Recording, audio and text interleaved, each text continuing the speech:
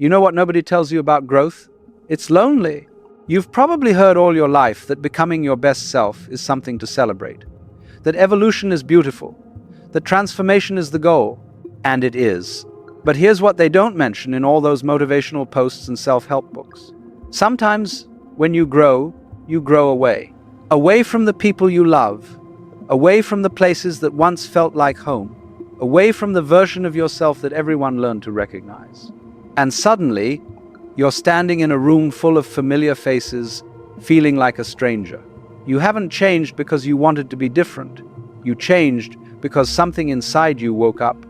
And once you've seen what you've seen, once you've felt what you felt, you can't unsee it. You can't unfeel it. You can't go back to sleep. And that's the danger, isn't it? Not that you'll lose yourself, but that is finding yourself. You might lose everyone else. Or at least, it feels that way. So, let me ask you something. Have you ever felt like you're living in two worlds at once? Like part of you is still sitting at that dinner table, nodding and smiling, while another part of you is somewhere else entirely, watching it all from a distance, wondering how you ever fit into this picture? If you have, then you know exactly what I'm talking about. And if you're there right now, feeling that strange ache of outgrowing the life you once knew, then this is for you. Let me paint you a picture. You're sitting with old friends, people you've known for years, maybe since childhood, maybe since college, people who know your stories, your jokes, the way you laugh when something's really funny. But something's different now. They're talking about the same things they always talk about, complaining about work, gossiping about mutual friends, planning the next weekend, the next vacation, the next distraction, and you're sitting there trying to care.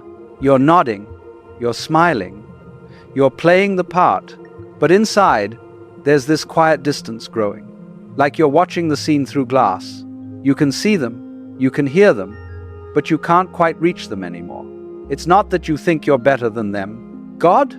No. It's just that you're not the same person you were 6 months ago, or a year ago, or whenever it was that something inside you shifted. Maybe you had a loss that broke you open. Maybe you went through something that forced you to question everything. Maybe you just woke up one day and realized the life you were living wasn't actually yours. And now, the conversations that used to satisfy you feel hollow. The goals that used to excite you feel empty. The beliefs you used to share feel small. And the worst part? You can't explain it. Because how do you tell someone you love that you've outgrown the life you built together? How do you say, I'm changing, without it sounding like you're not enough? You don't. So you stay quiet. You smile through dinners. You laugh at the right moments. You pretend that everything's fine. But deep down, you're carrying this secret weight, this awareness that you're becoming someone they don't recognize. Someone even you don't fully recognize yet. And that's terrifying. Because if you're not who you were, and you're not yet who you're becoming, then who are you? But here's what I want you to consider. What if this feeling, this uncomfortable, lonely, confusing feeling, isn't a mistake? What if it's not a sign that something's wrong with you? What if it's actually a sign that something's finally right? You see, the world has taught us to see growth as this linear, celebratory thing. You level up, you get better, everyone claps, the end. But real growth, the kind that changes you at your core, it doesn't work like that. Real growth is messy.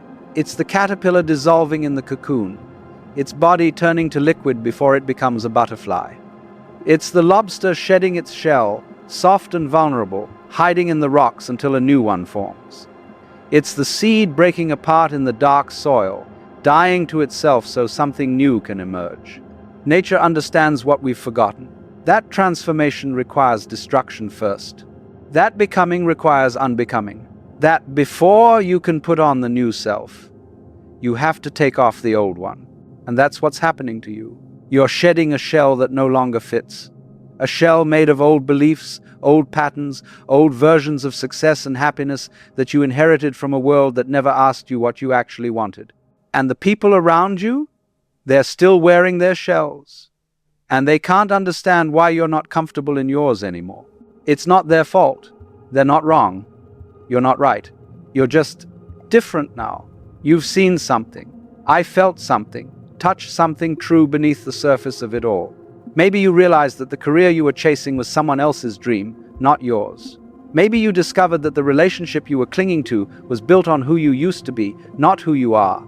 Maybe you woke up to the fact that everything you thought would make you happy was just keeping you distracted. And now you can't unsee it. The veil has lifted. And once it lifts, everything looks different. The conversations feel different. The values feel different. The entire game feels different. Because you're playing by different rules now. Rules that aren't written in books or taught in schools. Rules that come from somewhere deeper, somewhere quieter, somewhere more true. And that is both a gift and a burden. So now you're here, in this strange in-between place. 1 foot in the old world, 1 foot in the news, and neither one feels like home. The old world feels too small, too loud, too concerned with things that don't matter anymore. But the new world, the one you're stepping into, it's unfamiliar, uncertain, uncharted. And God, it's lonely, because the people who knew you before, they don't know this version of you. They don't speak this language. They don't understand why you've gone quiet, why you've pulled back, why you're not as excited about the things that used to light you up. And you can't blame them, because from their perspective, you're the one who changed. You're the one who's acting strange. You're the one who's pulling away. And in a way, they're right. You are pulling away, but not because you don't love them, not because you think you're above them. You're pulling away because staying in that old space, pretending you still fit, is slowly suffocating you. It's like trying to breathe in a room with no air. You can do it for a while. You can hold your breath and smile and play along, but eventually you'll need to step outside. You'll need to find a place where you can breathe again. And that might mean leaving rooms you once loved, releasing relationships that no longer resonate, letting go of identities that no longer serve you. And that's terrifying, because we're not taught how to do that. We're taught to hold on, to stay loyal, to keep things the same. We're taught that change is dangerous, that leaving is selfish, that outgrowing people means you've failed somehow. But what if it doesn't? What if outgrowing people is just part of the path? What if some relationships are meant to be chapters, not the whole book? What if some people are meant to walk with you for a season, not a lifetime? And what if the real failure isn't in growing apart, but in staying together when it costs you your soul? I know that's hard to hear, especially if you're someone who values loyalty above all else. Someone who's been taught that good people stick around no matter what. But here's the truth.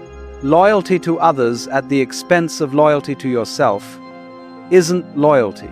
It's self-abandonment. And you can't build a true life on a foundation of self-abandonment. You can build a comfortable life, a familiar life, a life that looks good from the outside.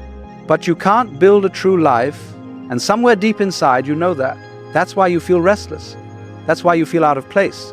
That's why you feel like you're living someone else's story. Because you are. You're living the story they expected, the story they approved of, the story that made sense to everyone but you. And your soul is screaming for you to write a new one. But writing a new story means leaving the old one behind. And that means loss. Loss of connection, loss of identity, loss of the comfort that comes from being understood. And maybe that's the danger. Not that you'll lose people, but that in the space between who you were and who you're becoming, you'll feel utterly alone. This is what the mystics call the dark night of the soul.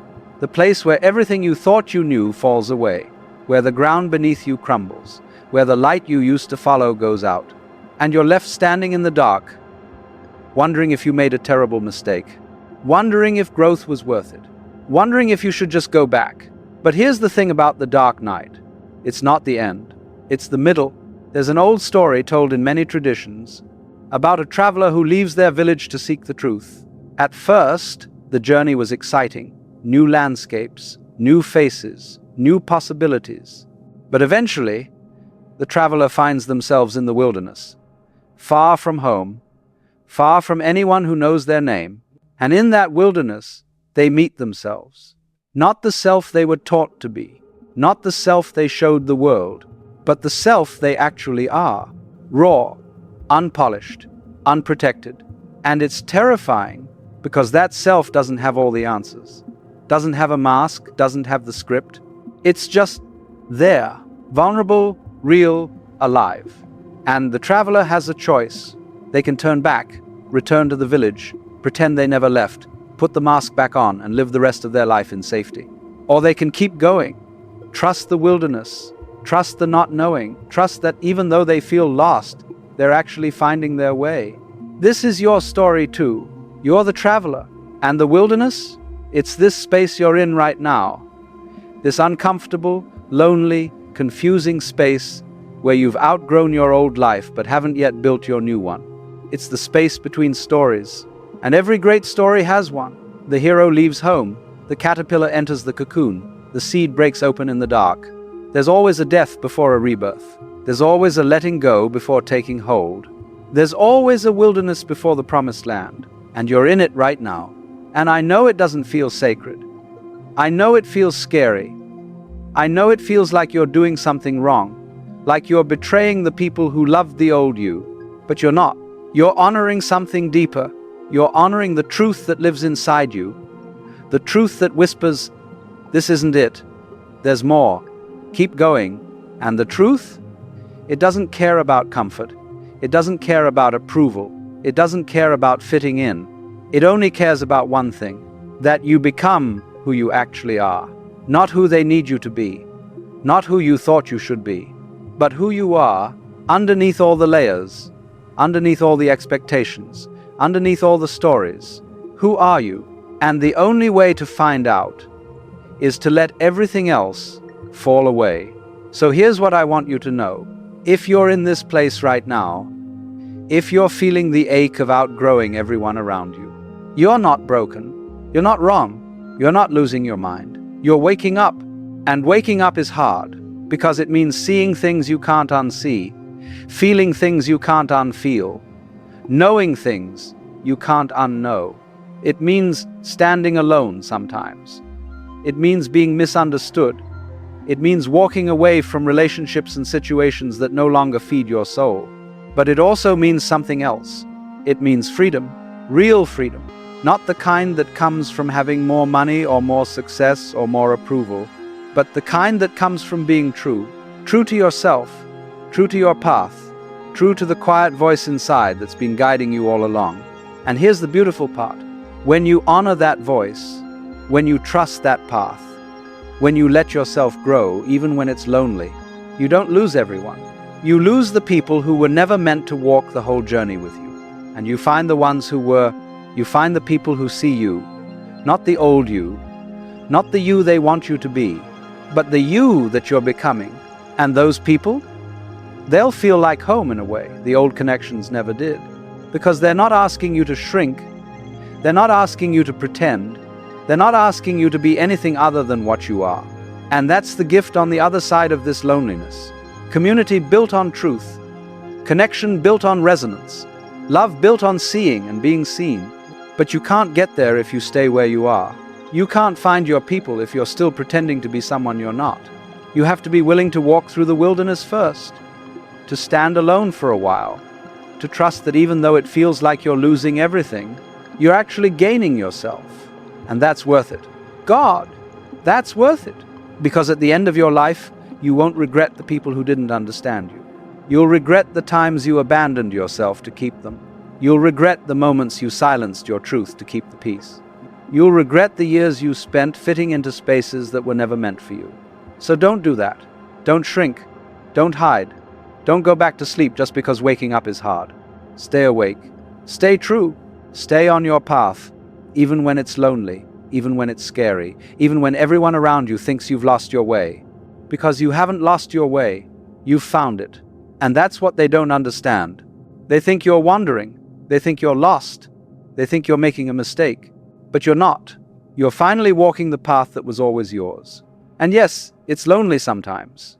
Yes, it's hard. Yes, you'll miss the people you've left behind, but you'll also discover something you never had before. Yourself, your truth, your voice, your life, not the one they wanted for you, not the one you thought you should have, but the one that's actually yours. And Once you have that, once you know that, nothing else will ever be enough. So here we are, at the end of this conversation, at the beginning of yours, and maybe you're still scared, maybe you're still unsure, maybe you're still wondering if it's worth it. And I can't answer that for you, only you can. But I can tell you this, the caterpillar doesn't know it's going to become a butterfly. It just knows it can't stay in its old form anymore. The seed doesn't know it's going to become a tree. It just knows it has to break open in the dark. The traveler doesn't know where the path leads. They just know they can't go back home. And you don't have to have all the answers right now. You don't have to know where this is going. You don't have to see the whole path. You just have to take the next step, the one right in front of you, the one that feels true, even if it feels terrifying, the one that honors who you're becoming, even if it means letting go of who you were, and trust that the path will reveal itself as you walk it. Trust that you'll find your people. Trust that this loneliness is temporary, but the truth you've found is permanent. Trust that outgrowing people isn't a loss. It's a homecoming to yourself. And maybe that's what growth has always been about. Not reaching some destination, not becoming some perfect version of yourself, but simply coming home to the truth beneath all the noise. Coming home to the self beneath all the masks. Coming home to the life that was always waiting for you once you were brave enough to claim it. And you are brave enough. You wouldn't be here if you weren't. You wouldn't have grown if you weren't. You wouldn't be feeling this ache if you weren't.